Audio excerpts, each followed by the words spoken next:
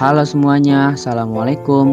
Saya Farhani Am, mewakili pembukaan dari kelompok 5, ingin menjelaskan materi tentang pemberantasan korupsi di Indonesia dengan kelompok saya. Saya sendiri yaitu Farhani Am, dengan 4 teman saya, Rizka Yosefa, Aas Ari Admini, Alma Asrif Ati, dan yang terakhir, Mayang Tri Rizky. Silakan disimak video penjelasannya ya. Pengertian korupsi. Korupsi berasal dari bahasa Latin, yaitu corruptio, dari kata kerja corrumpere, yang bermakna busuk, rusak, menggoyahkan, menyogok, dan mencuri. Menurut hukum di Indonesia, korupsi adalah perbuatan melawan hukum dengan maksud memperkaya diri sendiri atau orang lain, baik perorangan maupun korporasi, yang dapat merugikan keuangan atau perekonomian negara. Jenis-jenis korupsi. Yang pertama adalah suap menyuap, yang kedua adalah penggelapan dalam jabatan, yang ketiga adalah pemerasan, yang keempat adalah gratifikasi. Gratifikasi merupakan pemberian hadiah yang diterima oleh pegawai negeri atau penyelenggara negara dan tidak dilaporkan kepada KPK dalam jangka waktu 30 hari sejak diterimanya gratifikasi. Gratifikasi dapat berupa uang atau barang diskon, pinjaman tanpa bunga, tiket pesawat, atau biaya pengobatan serta fasilitas-fasilitas lainnya. Latar belakang tindakan korupsi.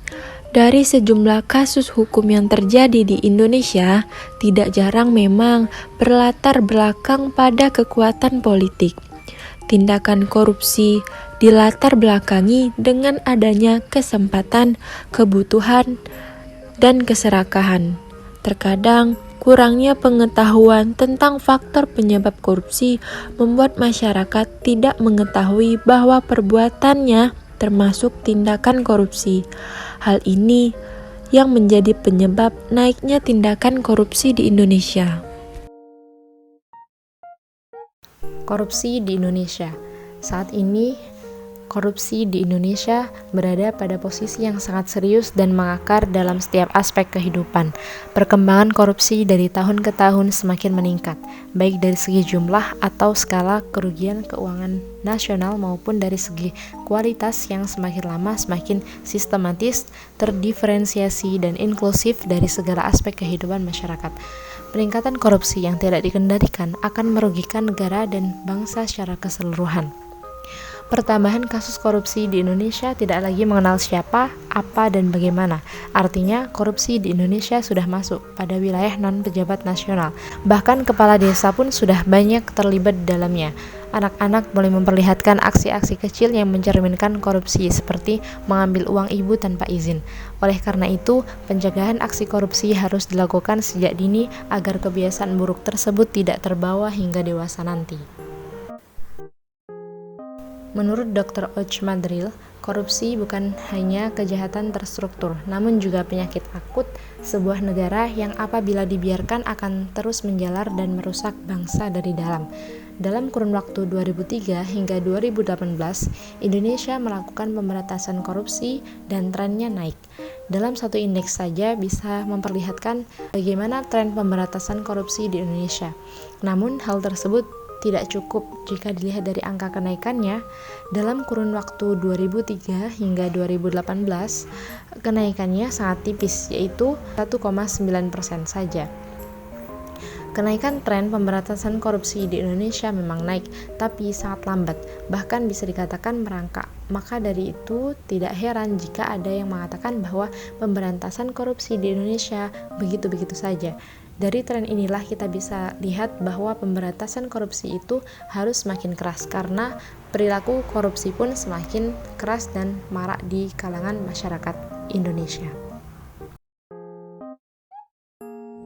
Pemberantasan tindak pidana korupsi bertujuan untuk mencegah dan memberantas tindak pidana korupsi melalui koordinasi, pengawasan, penyidikan, penegakan hukum, dan peninjauan kembali dengan peran serta masyarakat berdasarkan peraturan perundang-undangan yang berlaku. Oleh karena itu, perlu ditekankan 3 hal: pencegahan, pemberantasan, dan partisipasi masyarakat dalam hal penanggulangan terhadap pelaku korupsi. Namun, upaya pemberantasan korupsi selama ini belum berjalan sesuai harapan. Jelas karena terkait dengan upaya preventifnya yang gagal memenuhi harapan masyarakat. Adapun faktor-faktor yang menghambat upaya pemberantasan korupsi yang kita temui, antara lain kurangnya fasilitas dan keterampilan bagi aparat penegak hukum. Tindak pidana korupsi yang terjadi ditemukan dalam jangka waktu yang lama, dan para pelakunya mengalihkan serta menggunakan hasil dari tindak pidana korupsi. Artinya, upaya pemulihan keuangan negara relatif kecil dalam prosedur penegakan hukum.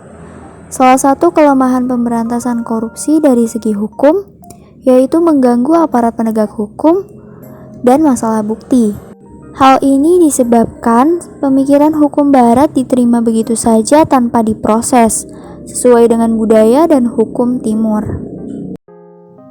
Dalam penegakan hukum yang selalu harus diperhatikan adalah 1. Unsur kepastian hukum atau Rechtssicherheit yang menghendaki pelaksanaan hukum apa adanya tidak boleh menyimpang.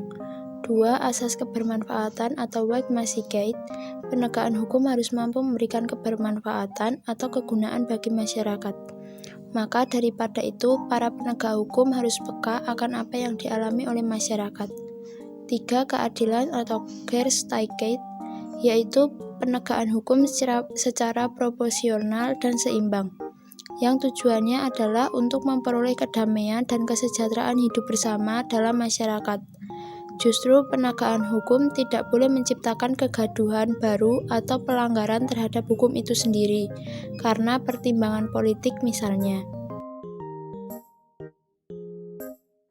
Solusi pemberantasan korupsi.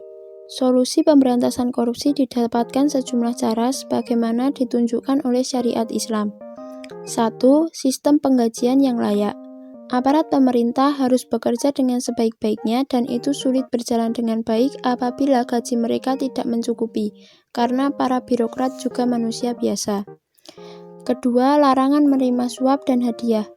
Hadiah dan suap yang diberikan kepada aparatur pemerintah pasti mengandung maksud tertentu. Karena buat apa seseorang memberikan sesuatu kalau tidak ada maksud tertentu. Ketiga, perhitungan kekayaan. Orang yang melakukan korupsi tentu kekayaannya akan bertambah dengan cepat. Meski tidak selalu orang yang cepat kaya itu melakukan tindakan korupsi. Bisa saja dia mendapatkan kekayaan itu dari warisan, keberhasilan bisnis, atau dengan cara lain yang halal. Keempat, teladan pemimpin. Pemberantasan korupsi hanya akan bisa dilakukan jika para pemimpin, terlebih pemimpin tertinggi dalam sebuah negara bersih dari korupsi. Dengan takwa, seorang pemimpin melakukan tugasnya dengan penuh amanah.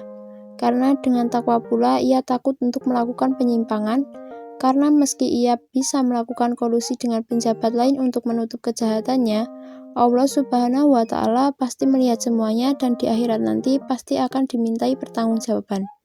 Kelima, hukuman yang setimpal. Pada dasarnya, orang akan takut menerima resiko yang akan mencelakakan dirinya, termasuk bila ditetapkan hukuman setimpal bagi para koruptor, berfungsi sebagai pencegah. Hukuman setimpal atas koruptor membuat orang jera dan kapok melakukan korupsi. Keenam, pengawasan masyarakat. Masyarakat dapat berperan menyuburkan atau menghilangkan korupsi. Dari poin-poin tersebut dapat dieksplisitkan bahwa pemberantasan korupsi harus melibatkan semua pilar masyarakat. Pilar masyarakat adalah manusia atau individu, budaya, yaitu berupa persepsi baik pemikiran maupun perasaan kolektif, dan sistem aturan yang berlaku. Karena itu, korupsi akan lebih efektif diberantas bila pada 3 pilar tersebut dilakukan langkah-langkah yang terpadu. Dari paparan materi yang disampaikan, kesimpulan yang didapatkan yaitu korupsi adalah perbuatan melawan hukum dengan maksud memperkaya diri sendiri atau orang lain. baik perorangan maupun korporasi yang dapat merugikan keuangan atau perekonomian negara. Pemberantasan tindak pidana korupsi adalah bertujuan untuk mencegah dan memberantas tindak pidana korupsi melalui koordinasi, pengawasan, penyidikan, penegakan hukum, dan peninjauan kembali dengan peran serta masyarakat berdasarkan peraturan perundang-undangan yang berlaku merupakan serangkaian upaya. Oleh karena itu, perlu ditekankan 3 hal. Yang pertama, pencegahan, kedua, pemberantasan, dan yang ketiga, partisipasi masyarakat dalam hal penanggulangan terhadap perilaku korupsi. Namun, upaya pemberantasan korupsi yang selama ini belum berjalan sesuai harapan, jelas terkait dengan upaya preventifnya yang gagal memenuhi harapan masyarakat. Sekian dari saya dan kelompok 5, kurang lebihnya mohon maaf. Wassalamualaikum warahmatullahi wabarakatuh.